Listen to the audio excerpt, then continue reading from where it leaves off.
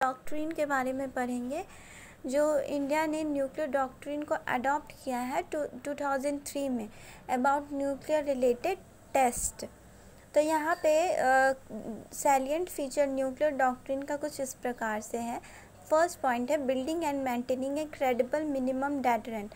तो हम लोग एक क्रेडिबल यानी कि विश्वसनीय डेटरेंट पॉलिसी को अपनाएंगे, मतलब कि ना के बराबर न्यूक्लियर पॉलिसी या न्यूक्लियर को वेपन्स को यूज़ करेंगे किसी अदर कंट्रीज़ के खिलाफ।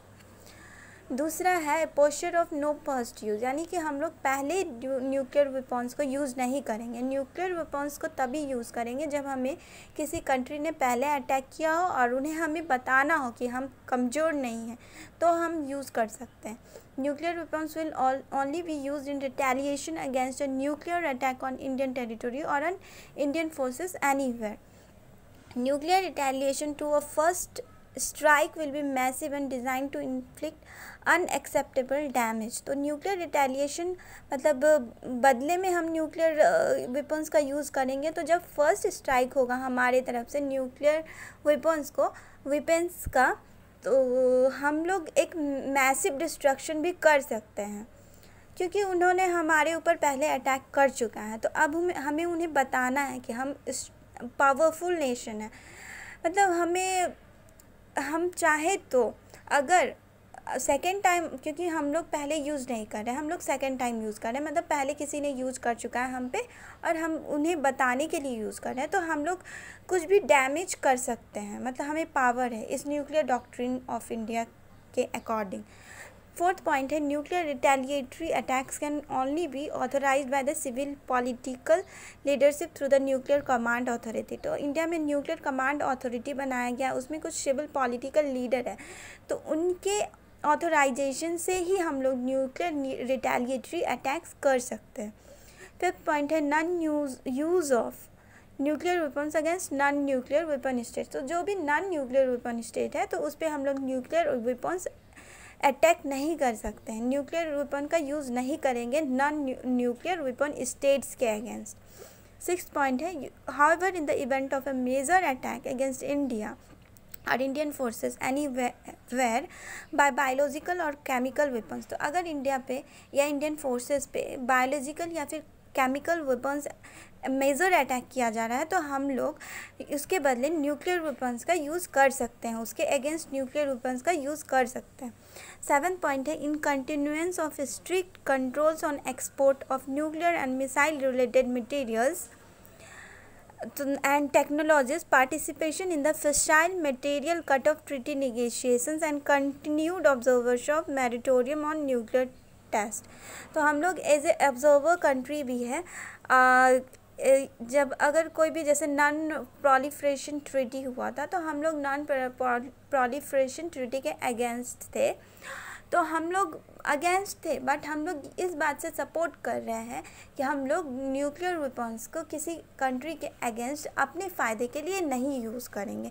हम लोग सपोर्ट भी करते हैं नॉन प्रोलिफरेशन ट्रीटी को, बट हाउएवर हम लोग उस ट्रीटी को साइन नहीं किए हैं। तो इसी सेवन्थ पॉइंट में यही है कि एक स्ट्रिक्ट कंट्रोल बनाएंगे हम लोग एक्सपोर्ट न्यूक्लियर वेपन्स या न्यूक्लियर मिसाइल से रिलेटेड मटेरियल्स का एक्सपोर्ट करने पे एक स्ट्रिक्ट कंट्रोल बनाएंगे।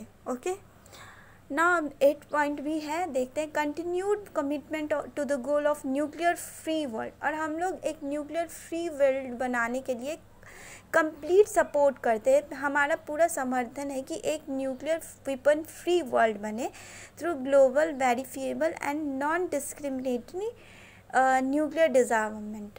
तो यहाँ पे जो नॉन न्यूक्लियर प्रोलिफरेशन ट्रीटी था, तो उसमें ये बताया गया था कि जो कंट्रीज़ हैं जैसे UK, France, USA, China, Russia है, तो ये पहले बना चुके थे न्यूक्लियर वेपन्स या न्यूक्लियर टेस्ट कर चुके थे।